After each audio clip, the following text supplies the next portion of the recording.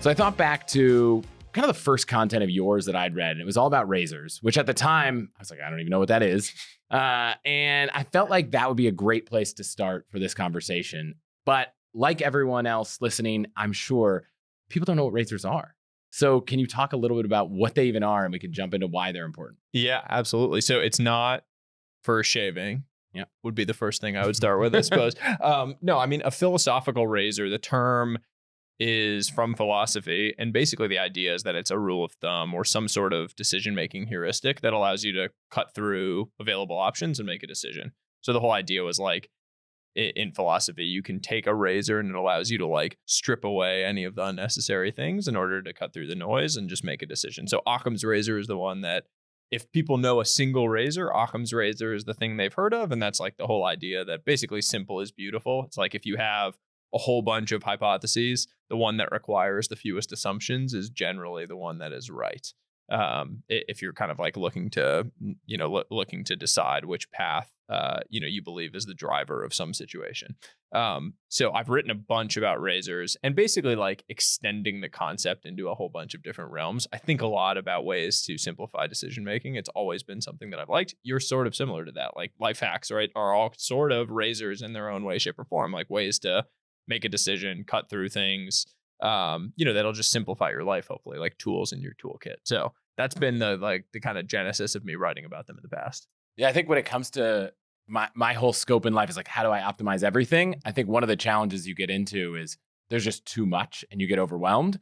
So for me, I love these idea of razors, rules of thumb, to just make some of it a little easier. Yeah. It's like, although the risk is that you then have like a million razors, which would be the pushback against this, which is like, oh, I have a million razors. I can't remember a single one of them. So the way I always think about these things is like tools in your toolkit. You don't need to like know that you have all of those different wrenches or all those different things at every single point in time. You just need to like have your toolkit and be able to open it up and think about, okay, what applies to a situation at any point in time. Yeah, and I don't expect anyone listening to go home and be like, oh, I got 17 razors to use in my life. I did try to bulk them into a couple categories because I thought that might be helpful for people to think, okay, I need to make a decision on this thing. Yeah. Is there something that might make this easier? Yeah. So the first one I thought about was related to people. Okay. There's people in your life. First one I had was the Optimist razor, which I consider myself an optimist, so I like this one. Let's start there and kind of go through a few people one and see where we get. Yeah. So the Optimist razor is basically the idea that you should always default to trying to spend time with optimists. And if you have a choice between spending time with optimists and pessimists, you're always better off spending time with optimists. And the grounding of this, I mean, I originally came up with this during like the period of COVID when there was a whole ton of pessimism out there around like, oh, the markets are going to hell, the economy's going to hell. And then there was like little shades of optimism and like kind of mid 2020 about, okay, but a lot of these things are happening, X, Y, and Z, that might be positive actually for the future. Like the Fed was printing trillions and trillions of dollars. And what I found was my initial skew was to pessimism. And I was like, oh, short the market, everything's going bad. And really regretted that after a few months when I realized that the optimists were actually the ones that were getting rich by betting on, things going well in that time period. And so I started just thinking about, well, there's this little heuristic that pessimists sound really smart, but optimists seem to be getting really rich. And it all of a sudden cemented in my mind, like, okay, there's something to this. And really, I want to be spending more time around optimists in general. But it's not just about investing and making money. It can be just who you want to hang out with on the weekend. Totally. I mean, that's why it applies so broadly to life. And when I took it beyond that, I just started thinking, who do you want? Like, who do you feel good when you're around? Just as a general rule of thumb, you're like, who do I get energy from? Who makes me happy and feel good to be around? And that tends to be optimists. Like, again, pessimists, they sound smart and they have a whole lot of things and negativity, etc. But being around people that are positive and optimistic about the future, about what it looks like in any arena, just tends to feel better. And what I find is that good things happen when you spend time with optimists. They just have a better outlook on the future. And like, if you believe that energy attracts energy, optimists tend to attract good outcomes. Yeah. What about finding people to work with more than just hanging out?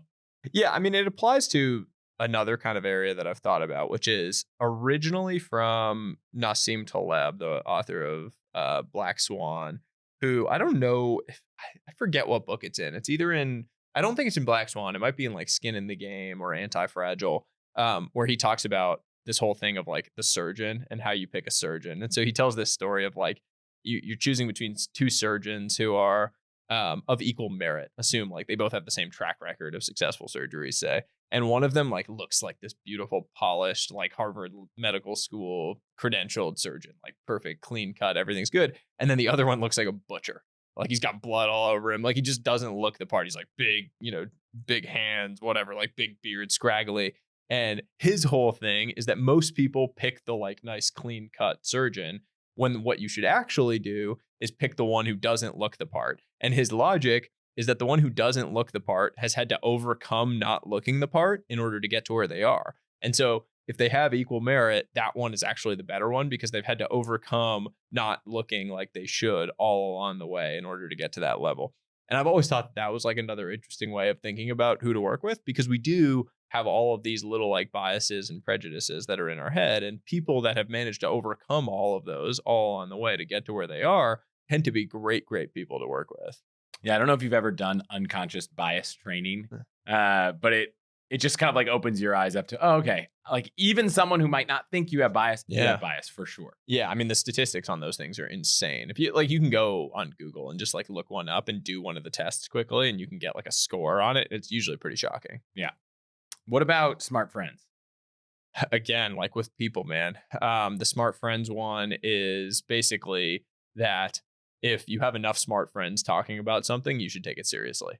And again, like a lot of these were for me derived from bad experiences, like where I didn't listen to this and then I came to regret it. And so like smart friends for me, I mean, again, going back to early COVID, like all of these smart friends of mine were talking about Bored Ape Yacht Club as like a silly example, which maybe now it's like not as much of a thing, but at the time it was like this, whatever, NFT project. I didn't understand what NFTs were, but I had all these friends that were talking about it.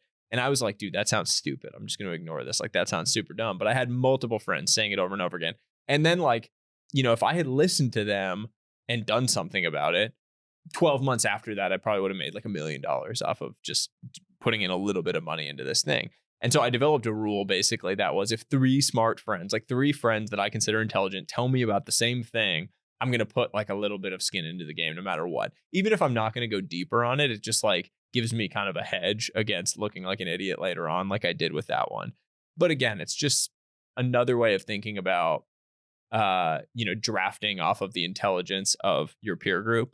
Like if you have smart people that are talking about things and you're in these circles with intelligent people that have domain expertise that goes beyond yours, listening to them and taking it seriously when there's enough density in a single idea is usually a good bet. Presumably they have to be excited about it or just talking about it. I think excited about it, and domain experts, right? Like not just you don't want to have, your like coder and engineer friends maybe like weighing in on like culture and fashion and being like, oh, I'm going to listen to them. Like you want it to be people like if they're in technology and they're weighing in on some new technology, like AI could be an example today.